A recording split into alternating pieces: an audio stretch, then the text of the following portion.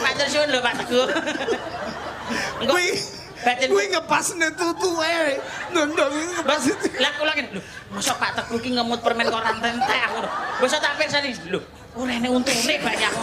Kowe sampean urung sepuh kaya soleh sepuh kaya. Muga-muga awake dhewe iso sepuh kaya Pak Teguh. Amin. Kowe ngemut permen ngono. Mboten. Sing ngemut apa? Aku ya kulino ngemut ya. Apa kowe? Mak ngemut permen. Oh, permen. Lah ya nom-nomanku kulino ngemut besok nek tuwek ya ngono aku. Ngene. Tapi yo gak segitunya. Aduh, tengku loro. Ayo, Aturono. wong loro. Mergane aku mang yo nyawang lho, Din. Sri Sri, Bapakmu kapan kowe bali? meneng lambemu.